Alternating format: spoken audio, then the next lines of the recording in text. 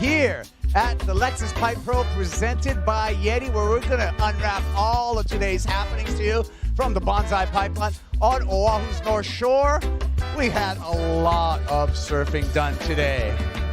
24 heats, if you actually want the number. And we have our quarterfinal set. I'm Kuiper Guerrero, joined by the fabulous Felicity Flick Parmentier and Jesse Lito Mendez. Jesse, I'm going to start with you. Got a lot of heats done today. We're all the way down to the quarters for the men. I know. It was a lot of drama because we lost a lot of big names, a lot of upsets, and that's what Pipe does. Sometimes it's, the luck of the rotational priority. You get the right wave everyone's capable of, and some of them capitalized. Yeah, sure did. We had some big moments, though. We had some buzzer beaters. We had some excellent scores go down today, Flick.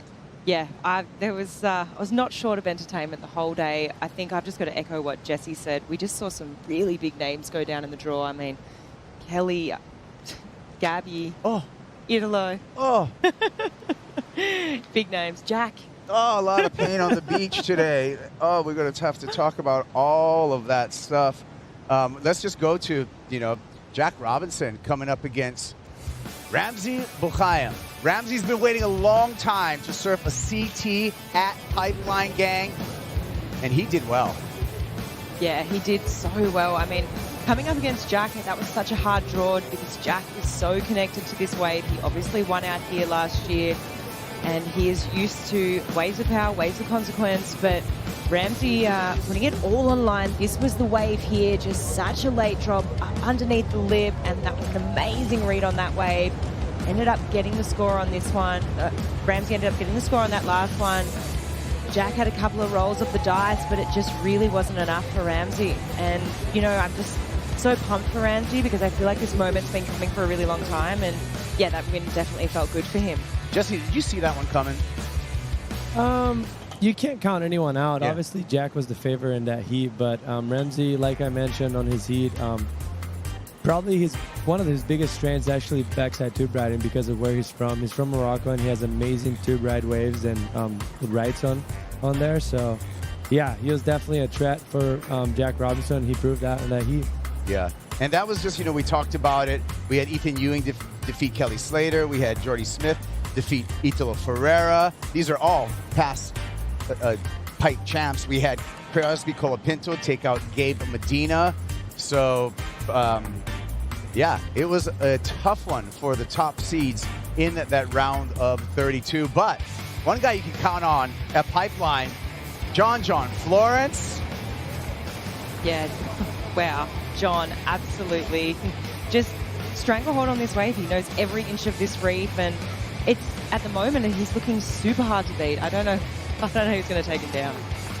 Yeah, and it's impressive to see him actually find a pipe wave in basically a 95% day of only backdoor rides, and he was able to capitalize on that one. And always Callum is so dangerous in those conditions. So John mentioned in his heat that he was still with the eyes open, trying to block every opportunity that Callum had coming up for him. Take a look at our brackets. We're down to just 8. We're down to the quarterfinals right now. And Ethan Ewing coming up against Connor O'Leary. What do you think about the matchup right there, Jesse? Ian Gentile, Imai Kalani DeVault, two Hawaiian Island surfers up against each other. I think that match comes from way behind. They grew up surfing together, grew up surfing against each other. So there's a lot of emotions in that. So it's going to be exciting to watch. Yeah. Well, John Florence is going to come up against Leo Fioravanti. Let's hear from Leo Fioravanti. He was our final heat winner of the day. He's with AJ. Leo wrapping us up strong here in the round of 16. Little different vibes in the round of 32. What was the strategy for this one? Different vibes, but kind of the same style, backdoor, some really good waves, not many, so you have to be patient. You have to pick them right. And I'm just really happy with the rhythm I had. I fell off on an absolute bomb that would have been a very high score, but I'm proud of myself for, putting that mistake behind and just going, all right, that happened, let's keep going. And then my next wave was a 733, which was a great wave. So, I was stoked with that. Coming into a season with all the pressure and the expectations and goals that you set for yourself, how important is it for you to notice in a heat, hey, I still have the ability to put a mistake behind me and move forward? It's super important, and I think that's experience helps a lot. Obviously, in my career, I've made a million mistakes. So I know now that it happens, that you're going to make mistakes, but it's more important how you bounce back. And yeah, that was on my mind. I just kept telling myself, all right, it happened, put it behind, let's keep going, looking forward. Speaking of looking forward, before we do that, let's look back, because your quarterfinals is going to be a rematch against John Florence, which you had a few years ago in the quarters. He got the better of you then. You're looking ahead now. What's the difference? I feel way more experienced. I feel like I've spent a lot of time here, but I mean, John is one, if not the best surfer out here. So I know what the challenge is going to be, but I'm up for it, and I'll give him my best. We'll see what happens, but that's really exciting to get a rematch, and let's go. Let's do it. Let's see how it turns out. Do you want to say anything to friends and family back home? Ciao a tutti, lo so che è molto tardi in Italia, però un abbraccio forte, Forza Italia, e quarti di finale domani o i prossimi giorni. Dai, yeah. Congratulations, Leo. See you in the next one. Back to you, Kaipo. Bravo, bravo, Fioravanti. But, you know, hates to watch, Jesse. Talk about Leo Fioravanti. He's going to come up against John Florence. I know you got some Italian pride, but you know who's the guy out here at Pipeline. Just your thoughts on that matchup. That's going to be quarterfinal number 4 right here. Yeah, John is always the guy to beat out here. But the good thing about Leo, he's a giant killer. He's so known for actually embracing those hard matches, those putting himself as an underdog and overcoming that. So he's going to be dangerous, and he's an amazing tube rider. One of the best in the world, actually. So it's going to be fun to watch. And you see their highlights from this event. They've been ripping all event, and obviously John is a standout. Yeah, what are you going to do with performances like that? John Florence lit it up, but Leo Fioravanti, Jesse, he's just as comfortable at backdoor. Yeah, and like as you see, they kind of look for similar waves. You know, those runners down the line, they're very good at identifying those runners that looks like they're going to close out when you're paddling for them, but they have that little doggy door.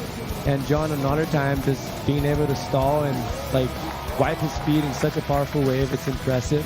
Leo is actually very good at that as well. As you see right here, him taking off, slowing himself down, just getting just deep enough and getting blown out in such a consequence wave and hollow. And there's probably one foot deep of water right there in that wave. So it's impressive to see how much comfort he has there. Yeah, I can't wait for it. That's going to be a great matchup. Another heat I think for me to watch, Click, is quarterfinal number 2, Jordy Smith, who's been outstanding today. I mean, he summoned waves out of just a really troubled ocean in his heat and got an 8.5, 8-point ride. He's going to come up against Baron Lamia in that quarterfinal too. Yeah, Jordy has looked really on fire today. I mean, he picked the eyes out of his heat. He ended up scoring 2 excellent rides. And the heats either side of Jordy's, there wasn't much going on. I mean, Connor was around the same time, and Connor ended up, I think it was the heat before, ended up advancing with a total of 8. I mean, this is going to be a great matchup. Jordy's looking connected. He's obviously got the injury on his heel at the moment, which he got stitches for, but he's coming up against Baron, which is going to be pretty tricky. I mean, Baron obviously knows every inch of this coastline. He's spent a lot of time at this wave, so he hasn't got an easy task ahead of him. And then I remember watching this heat live today. That was just so beautiful. He just had such a great read of exactly what waves to identify, and yeah, it's going to be a great matchup. I look forward to it. I mean, I'm excited about it. I'm also excited about, you know, in Hawaii, we call chopsticks hashi. So bust out your hashi and get ready to dig into the cup noodle wave of the day. Who could it be, Jesse? Who could it be for the wave of the day? Yeah, the wave magnet. That guy's so good at finding those types of waves that we've seen before in Portugal, and we see kind of everywhere. Like, he's known for that already. Even though he hasn't been on tour that long, he's just capable of finding those gems and somehow sticking them, because he went through a huge foam ball right there, and it seemed like nothing touched him. It was 9.33. Impressive. So impressive of him. Yeah. It's not his first 9 in this event either. I mean, he started on day 1 with a 9 also. I mean, he just knows how to pick these waves out of Pipeline. Yeah, Callum Robson, congratulations, 9.33. That was his round of 32 heat against Seth Moniz. Unfortunately, he's bowing out with the equal 9th, coming with the round 16 loss to John Florence. But great, hey, guy to keep your eye on this year, Callum Robson. Well, we also do an activation here when we come to North Shore, as we do everywhere in the world. This one was a special one with the North Shore Community Land Trust and WSL One Ocean. Let's take a look at what happened that day. I think initiatives like today can inspire ocean conservation just from bringing exposure to different people about it. I think that's really is the exposure and the experience of coming down here and seeing how beautiful this place is. I mean, when you look behind me, like, look at it, it's incredible. WSL One Ocean is a global initiative to inspire our surf community to protect and conserve our one ocean to preserve the future of our sport. Today, we are joining forces in Hawaii to restore our valuable coastal ecosystem with the North Shore Community Land Trust. So these are called huli. I think what's really unique about our work here at Waiale'e is that it's one of the few types of traditional Hawaiian lo'i and fish ponds. So right here we're mounding up water hyacinth, which is an invasive species, into a floating garden bed that's going to be used to plant kalo or taro, which is just like we have right here. Let's go do this. Taro is a really amazing plant, and it grows from what's called a huli or a stalk. You plant that in the ground, and from that grows a makua, or the parent. And from that parent grows several oha, which forms an ohana, or a family, which is also the word for human families as well. This project we hope to see in a decade from now, feeding the community and providing that opportunity for people to come here, and then also understanding the cultural importance to the way that food is grown and how and what is grown. So I feel like in a decade we'll really have a great example of how this can be done all throughout the islands.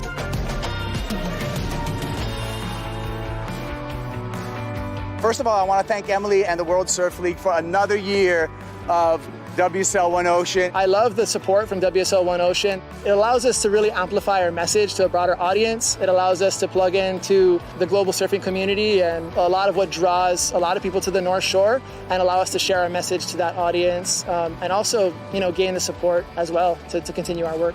It was actually really cool and rewarding. I was really happy that I was able to help out. Got a little muddy, but all good. Happy I did it. It's really hard to protect something when you're so separated from it, and maybe you see it on a screen, but you don't really understand it. First step is inspiring people to get out there and experience it, and then the next step is to be like, hey, this is pretty cool, right? Like, let's protect this. As surfers, the ocean is our playground and our stadium. Show us what you're doing to protect our one ocean by posting on social media with the hashtag WSL One Ocean and tagging WSL and WSL One Ocean in your posts. WSL One Ocean! Well, there you go. That was a great activation. Thanks, Sawyer Lindblad and John Florence coming up and getting muddy and helping plant some kalo over there at the lo'i. Jesse, we're going to look forward. Right now, we got everything down to the quarterfinals for the men. We have yet to start the women. I know you're anticipating this. Let's take a look at our surf line forecast and what we can expect in the Pacific.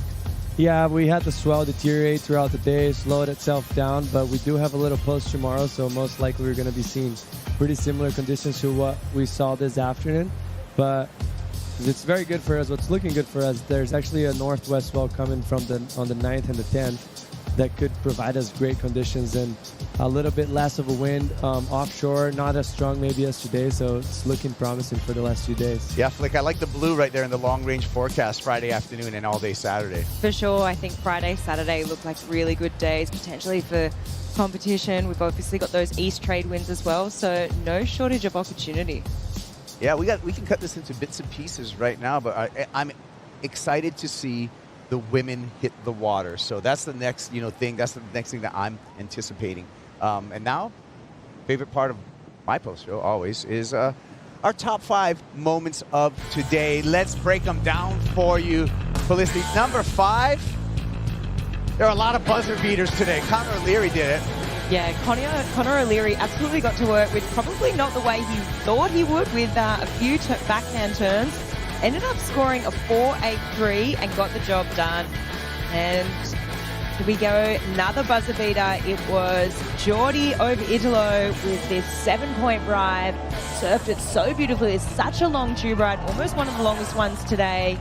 And ended up taking Italo, who also had an excellent score in his scoreline. So that was a big win. And we had Dora over Wilcox. Yago scoring a 7.83 for this one. The dying seconds, so that happening so much out here at Pipeline. Number 4, Cosby Colapinto stuns Gabe Medina, Jesse.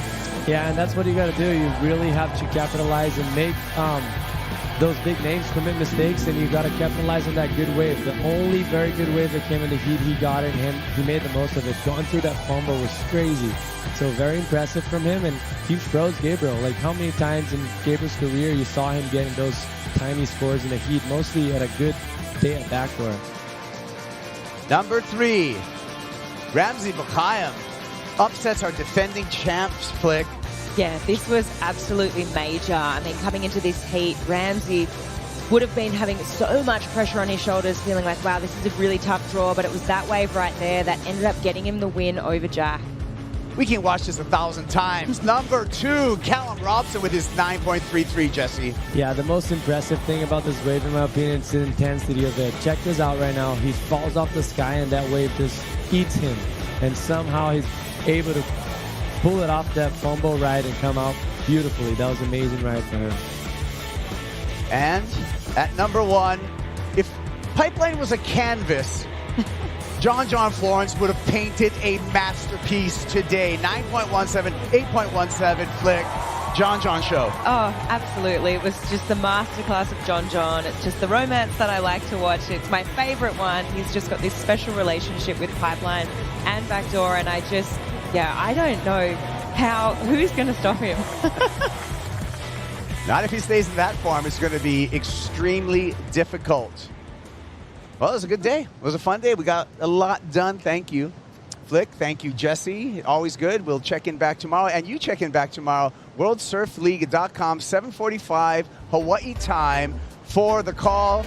And enjoy today's end-of-day highlights. Aloha.